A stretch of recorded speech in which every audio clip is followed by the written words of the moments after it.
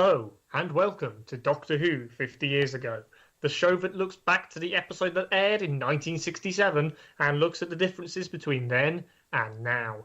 This week, the last episode of the Macra, Ian Stuart Black's last Doctor Who episode. Let's find out why. I'm Ben. I'm Luke. And I'm Nick.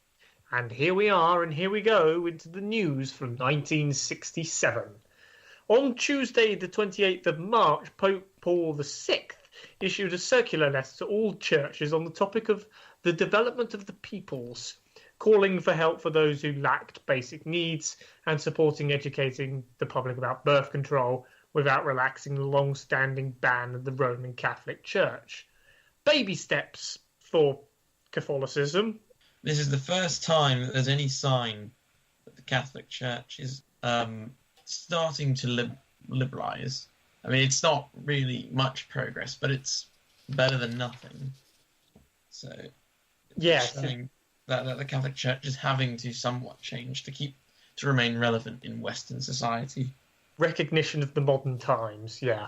On Wednesday, the 29th of March, the US Court of Appeal affirmed a decision ordering the integration of any remaining racially segregated public schools in 6 southern states for the new school year starting in September. The US Court of Appeal hammering the basic facts that we kind of like to do equality now, please. Yeah, I mean, since Brown versus Topeka in, I think, 1954, America, that was in the Supreme Court, it's been illegal to have racially segregated schools. However, obviously, this can take a while to filter through, especially to certain states that were quite reluctant to implement federal law. Yes. Thinking of Arkansas or Mississippi, for example. But the shocking thing about this is it was only 50 years ago that they still had racially segregated schools, which of course is insane to us now. So that's a sign of just how far we've come in 50 years. Yes, and the process of giving civil rights to everybody equally moves at the same speed as evolution, as does the concept of abortion and in some states capital punishment. It's a slow liberalisation process, which was still continuing on 50 years ago. And finally, on Saturday the 1st of April, Radio Zurich in Switzerland played an April Fool's Day joke on its listeners, making them believe about an American man landing on the moon. The American embassy were fooled and rang up asking, "Is this real? Can we have official confirmation, please?" It's playing on people's fascination with sci-fi science and the soon-to-become reality of men landing on the moon. And the soon-to-become reality of the whole fake news boom. I mean, yes. People believed this. They also believed War of the Worlds. I'm not quite sure. 40s, that's a lot further back. That's 30 years before. 30s, yeah. I mean, the April Fool's Day news stories is a tradition, though. Even on April's Fool Day, they believed it. And that's what makes it worse. But you see, that's the thing. At the time, that was probably quite plausible. I mean, obviously, in retrospect, we know now. But yes, of course, it would be. It was only a couple of years later that they landed on the moon. So it wouldn't have been outside the realms of possibility. But it just drives home how space-focused the world was in the late 60s. Or the 60s in general. Back then, they were grounded in the Fool's Day jokes, I guess, were grounded in the concepts of reality rather than saying you have the biggest inauguration period. But that is the difference between 50 years ago and now, and that was the news. And now we shall get into the Macra episode 4. There are so many good ideas in it, but I feel it's let down once again by some decisions in the story-making process of it. What do you think those were, briefly? It feels a bit padded and the ending feels a bit rushed, but the concluding segment of Ben struggling with his brainwashing and then finally overcoming it probably was a powerful scene, and the Doctor and Polly railing against the whole concept of this colony, of the authoritarian state, was a rather nice scene, and it felt emotionally charged and brilliantly acted. But it zooms away from that so quickly to defeat the Macra. Well, I can't argue about how you perceive the pacing. I thought this episode was, again, a complete stroke of genius. And I thought it was paced, in fact, marvellously. I thought it was set up in episode 3 how they were going to defeat the Macra. It starts off at the beginning of this one, and it comes to a boiling point at the end. Everything is built up throughout the episode. It's not like in Power of the Daleks where they flick a switch in the last 5 minutes. Here, the switch is flicked at the beginning, and they have to keep switching it on and getting over the hurdles of convincing everyone that the switch should stay on. Yeah, I just felt it was a bit lumbering in places, I guess. I think I fall more towards Luke's sort of viewing of it. Mm-hmm. I thought it was quite a satisfying conclusion to the Macra Terror. It's still not as good as, let's say, episode 1, but it was still pretty good. And yeah, it felt like a much more natural conclusion than, let's say, as you said, Power of the Daleks. I will see that it does, in that denouement bit where they're in the park, they're celebrating, whatever, it does just end rather suddenly. But the book ending is satisfying. It's nice to have the band playing the same music again, whatever. But this time, it's got that added. Before it was a fake happiness, and now it's a real happiness, which is quite nice. I will argue you on that once we get to the end. Oh, all right. Let's finish off the Macra Terror, the last course in this crabby meal. What? Jamie is menaced by a Macra, but the Doctor fiddles about and saves him by looking at dials and making plus minus and minus plus in one of his 50-50 gambits. Officia tells him the solution and he redirects air into the shaft of Macra just as they grab hold of Jamie. This is essentially when the Doctor realises how he can end the story. I think that's what's so brilliantly set up in terms of pacing in this episode. Yeah, I guess the solution is built up over the course of the episode, but the resolution, if it feels like a resolution, it takes a bit long because it gets to the 5-minute point where Jamie finally escapes, if that, and then the Doctor fiddles about for that time. The whole point of that bit is that Jamie isn't properly saved. He has to hide away into that cramped little crevice. It's not like in the traditional cliffhanger when the Doctor's in danger and then the companion comes out of nowhere and shoots everyone and the Doctor says, "Oh, thank God you got here in time to resolve that cliffhanger." Instead, he's getting the salt and the rocks like crushing down on him. They're crushing down on the Macra. He's having to really fight for his survival. It's so gritty. And those close-ups we have are so un-Doctor Who-ish of this time. And there's so much fast cutting. There's a sense of urgency and grit and like there's something really at stake. And the Doctor running around, he's math babbling, which is better than techno babbling, and he has a legitimate purpose. It's, if you remember in last episode, where that one equation could destroy the whole colony. It's the academic confusing the drone of the colony. He's trying to mark himself out as that superior sort of person, that he can bring down the colony just because they've been dumbed down in that way. He can distract them with complete nonsense, and they will listen to it. These are people who listen to nonsense. The counter-revolution takes hold. Right. Officia runs out to get guards, but the Doctor, having grabbed his keys, locks the door from the inside. Like the underwater menace, the Doctor's got the control room to himself to cause trouble. Jamie escapes from now lifeless Macra, The Doctor then runs off into a corridor leading to pipes which carry the poisonous gas to the pits. The guards follow, but are stopped by a locked door, and the Doctor here does his best to comfort Polly against the terror of the situation. It continues the tension that you were talking about. As we look around the control room and we look around the pipes, we're learning about the colony and how it's all working. So that way, at the end, we know, he's using that thing from the beginning that we now know about. Nothing is coming out of nowhere. It's setting it all up. Very nicely, yes. It's a sign of good writing.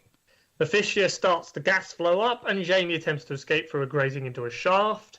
He eventually arrives back in the colony, where the authoritarian message returns in the form of cheerleaders, who might as well be cheering Chairman Mao with their work, work, work, happy, happy, happy message.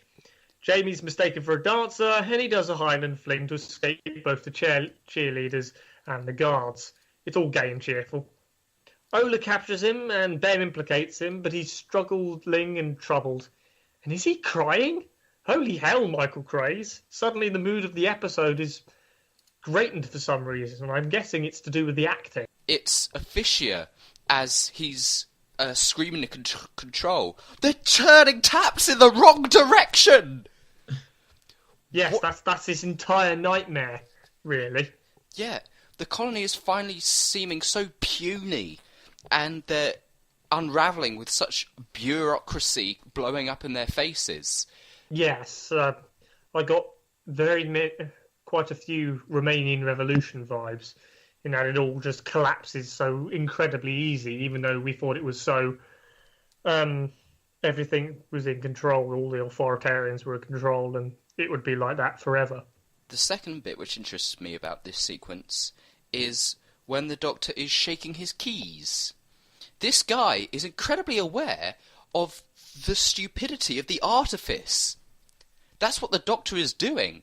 He's trying to make him realise that he's saying nonsense to him. It shows that there is hope. These people do have hope. My opinion on Michael Craze and Ben in general has been massively, upped by this serial. I feel like I never really rated him that much before because he doesn't really do much, but... The character's actually given something to do in this episode. Yeah, so I now feel a bit sorry for Michael Craze. Yes. At this point, they're given a legitimate cult brainwashing. These are actual brainwashing techniques that you see if you read a lot of books about cults.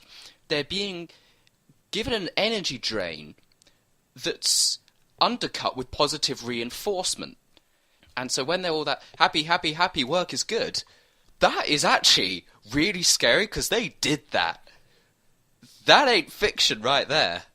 And they're all so genuinely into it, it really scares me, that bit. That is what's so scary about this serial, as you said, is that they think they're so happy and they're, when they're really living in this nightmare world. The Doctor and Polly find the Macra controller barking out orders to pump the gas to the other Macra. They have gotten into the body of this colony like a disease in the brain, the Doctor says. Very subtle ideas. And then the Doctor decides to find the pilot to show him the Macra controller, to show him the irrefutable evidence. What do you mean by very subtle ideas? The fact that there's this conversation between the Doctor and Polly about what the Macra are, that they are this concept, this disease, like a germ in the brain that corrupts, that pervades evil and incorrect ideas, and that the Doctor is here to sort it all out and cure them of this disease. Going on from that, the germs, parasites, disease and brain, and in episode 2 he calls the hypnotism the nerve of the colony. This is all natural imagery. A colony isn't just people, it's the system that they inhabit. It can get infected and you have to fight it like a disease. Ola questions Jamie in front of the pilot, and then he criticises the running of the pits and tries to be a revolutionary. And then the Doctor comes in and outmaneuvers them all with niceness. Just to be that spanner in the works. The episode truly picks up because of Patrick Troughton feeding the dissension between the pilot and Ola, in my opinion. Control then tries to regain control, naturally, of the pilot, but the Doctor and Polly shout back at him. And like a dictator, Control starts shouting, making him look like out of control to even the most brainwashed Ben in the colony, except Ola. It's just like the Romanian Revolution, and I'm going to use that metaphor again, and I love it. The Doctor, in this case, to liberalise the metaphor, is stirring up all the very unhappy peasants in 1989. They go to the rally where Nicolae Ceausescu tries to maintain control by shouting mantra and idioms at them. But then they rise up because of the Doctor fueling dissension. And that's when he starts shouting, and then he's overthrown. And certain parts of the state apparatus take the side of the rebellion, and some remain loyal for a while to the regime. That's the one. Mm-hmm. There isn't quite, obviously not a civil war depicted in the serial, but there is conflict for a while. No matter how scary or powerful a government is, it can still fall. A system is surprisingly easy to break down. Ola, for the first 3 parts of this serial, was this enigma to me, because he seemed totally at odds to the rest of the colony. He was sadistic and brutal and angry, whereas everyone else was happy and lenient. And it's in this episode that I realised what was going on. And he is the only person. He's sadistic, so they don't have to hypnotise him as much. He's the only one who challenges the colony, but in a way he sort of has free will. It makes his character of a simpleton make sense. Ben, in full confusion, watches the Doctor and pilot break bad laws and reveal the Macra controller. I love the objectifying of laws there, despite his attempts to keep control over the colony. With the pilot convinced, the Doctor tells him to defy command and take full control. And they are held at gunpoint by Ola, ordered to be silenced by the controller, and are sent down to the Macra and to doom. It's this last-ditch effort to contain the threat. And it's as though once Ola is in control, Ola is given those privileges. He just enjoys it. Anything to maintain control, yes. The Macra unleash gas in a gas chamber, and the controller taunts them. 4 minutes to death. Damn, that's a creepy idea. Ben is now saved and back to normal, and the Doctor tells him to reverse the gas flow, which he does in a Doomsday-esque scene with his face pressed against the wall or something. Sorry about that. Ben increases the pressure of gas and creates an explosion at the Doctor's command, which I guess explodes the Macra controller. It's quite a rushed conclusion. Everything blows up. Yippee. But I don't suppose that is the scary thing. The entire authoritarian society just blows up, implodes on itself. Ben is starting to break down, but Ola marshals him in, and Ben is breaking down, but he's now a literal prisoner, not just a mental prisoner. He's being forced around. As he's starting to break down, that fist of the colony is starting to pound on him. Mm-hmm. Yeah, but I guess the whole concept of the Macra controller suddenly screaming at everybody and losing control is the final nail in the coffin for the authoritarian control over the colony. That's the tipping point. The majorettes perform in a seemingly truly happy colony, free from Macra control. The Doctor and crew are thanked by the pilot, and a dance festival is awarded in their memory, God help them. Hearing that the Doctor is wanted to become the next pilot, he escapes from the blonde majorettes, and everybody goes dancing back to the TARDIS. The end. So, Luke, is it a happy ending? Hell no! That's horrifying! Throughout this entire story, the Doctor has been trying to get this subversion into everyone. He's trying to create this anarchy that people should live for themselves. Instead, what happens is that all of these people can think is, well, he did the thing, let's promote him to the gap that the Macra have left. Oh, right, they're a submissive people and they're moving from one form of control to another. The Doctor's form of control. Yeah, the authoritarian state is gone, but that's just what they want. They can't live in anarchy, these people. They're too far gone. The Doctor hears that he wants to become the next pilot, and he's just gone. If you destroy the Macra, everyone knows the Macra are gone, and all they want is just the Macra to be filled in place. They're still holding parties and festivals. They want a Happy Day festival every year in honour of the Doctor. They just want the happiness. They just want that authority, and it's crushing. Well, it could be worse. They could start worshipping the Macra's dead corpses or something. I mean, I think you're taking an especially negative and cynical reading of that. I mean, it's not quite. I don't think it's quite as downbeat as that. What he's done is given it a Varos ending. The ending of Vengeance on Varos, where there's a power vacuum left. What are we going to do? I don't know. But throughout this whole story, we've got this false happiness, we've got people being brainwashed and not knowing what to do, and at the end, well, just because the Macra are gone doesn't mean that the people are going to be completely changed. Change doesn't come quickly to anything. You know, so you can change, let's say, a government in seconds, but you can't change people's attitudes instantly. One of the things I hate 50 years on is the Doctor doing it with seemingly no consequences in The Husbands of River Song, where through a one-off backhanded joke he accidentally teaches socialism to, you know, a colony of 7 billion people. But 50 years ago, this was presented in the form of the Macra Terror. And yeah, it's got brilliant ideas in it. It's let down in some places by pacing issues, but that just seems to be my opinion. For a rating, I'll give it either a 7 or an 8 out of 10, and I feel the audiences in 1967 would have likely given it the same scoring because of all the wonderful, brilliant ideas about this state and forced happiness. Yeah, I'm gonna say 8.5 out of 10 for my own. I think at the time, adults would have liked this.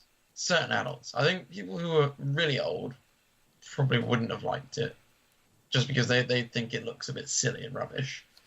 People of a certain age would enjoy it for the critique and the parody and on society. Maybe the really small kids might like it for the crabs. Yeah. But sort of like, I don't know, 10-year-old would be desperately bored with the lots of it. Okay, I'm actually going to start this with a revelation. This is my second viewing of the story. Wait, what? This is the second time I've watched it. After all that hype. Yeah, and you know what? It paid off. And you know what? The first time I watched this story, I watched it with a complete feeling of existential dread, of terror, and it clicked with me. I spent the entire runtime with my hand over my mouth. I gave Power of the Daleks a 10. I'm going to give this an 11. Yes, well done. Yeah, I mean, I am in love with this story. Completely in love with it.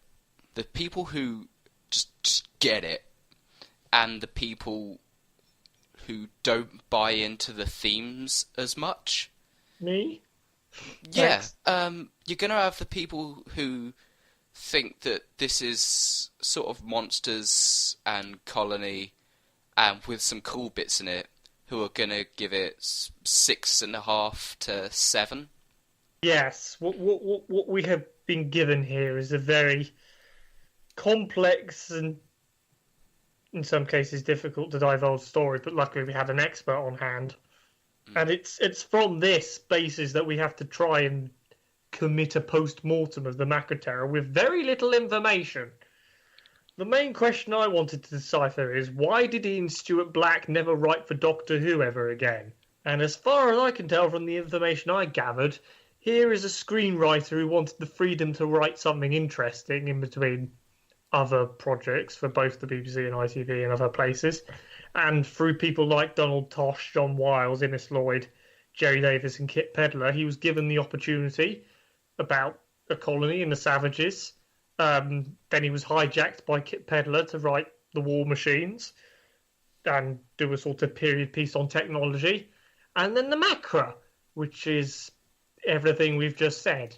And then he moved on because reasons. Well, he got the Doctor Who job in the beginning because his production office was right next to the Doctor Who one. And Yes. he literally went next door and said, can I have some money to write a script? And they were so desperate in season 3, they said, yes, okay. And when he delivered, they said, we'll have some more, please. Right. Desperation, Phil, but then that led to the Macra Terror. There's something very off about the Savages and the War Machines, but here, he definitely feels like he's onto something, and like he's got it, and like he can work Patrick Troughton a lot better.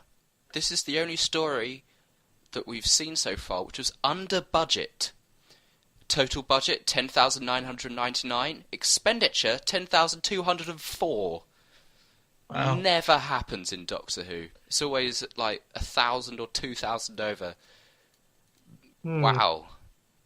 It's a very confined piece, really.